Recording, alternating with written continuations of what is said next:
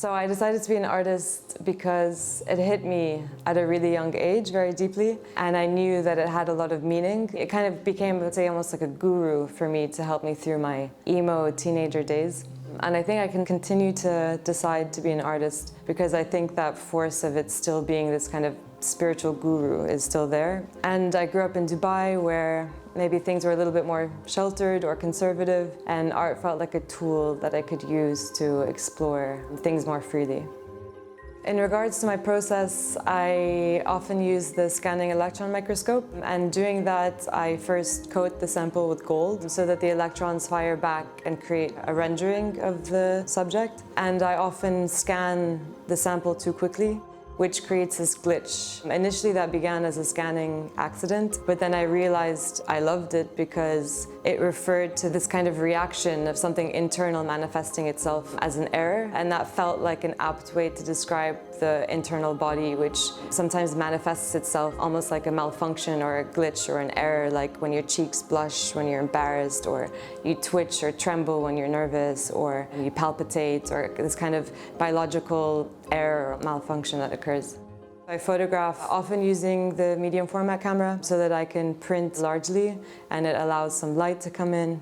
Otherwise it's very strictly black and white. And then I usually print them at small scale and cut them and play with them to see how I want to make them on a larger scale. And that's when I create the files for them to be laser cut, and then I build them in the studio. Sometimes I've done 100 sitting meditation group, which I've guided through, where they drew their sensations, which I adopted for my tingling series. I've also scanned Polaroids, dissected them and scanned them at high resolution so you have this chemical reaction. The process varies. I would say the aim of my work is to invite the audience to create an experience that allows the viewer to connect more deeply with themselves. But I also realize that I can only ask or propose or aim for that if I've made it in that way, which obviously isn't always the case. So the aim is there when the making suits that. With these works, I am exploring perception and how it's directed through expectation. And so I basically look at these very stereotypical idyllic landscapes, such as a perfect sunset or a desert scene, and I create the form to mismatch the image, to kind of create that tension between the ideal and the real, or the perception of something and its reality. I've been looking a lot at Plato's theory of forms, where he believed that everything that exists in its perfect, ideal form outside of our spatio-temporal existence, and that it's only access through the mind. And so, for example, like the form of a landscape, capital F, exists in this kind of unattainable place. And I really think that that's how we tend to navigate our experiences. It's always set against this ideal or set against this expectation that's not really attainable.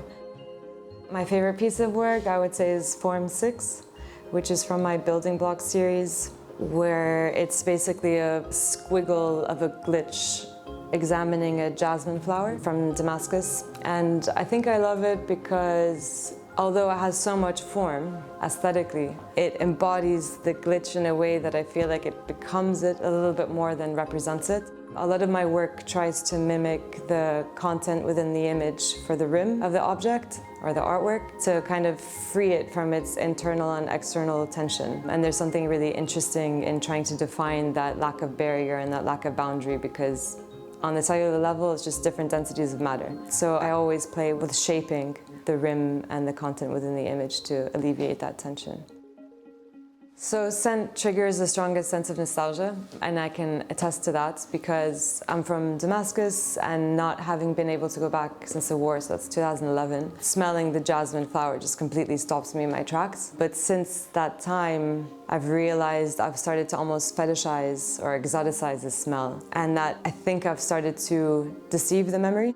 And I was interested to kind of get closer to these places that's kind of no longer accessible to me, so I looked at it through the SEM alongside soil from my grandmother's garden with her Yasmin, but then also with Aleppo soap and flakes of my skin cells under the SEM at 50,000 times magnified. And at that scale, you'd expect that the closer you come to something, the more you understand it, but actually you just become pushed into distance. And I think that that rings true to when we're consumed by a thought, that we no longer have perspective of it. It's not that coming closer is synonymous with understanding something more. It can be the opposite. So I find that push and pull between distance and examination really interesting.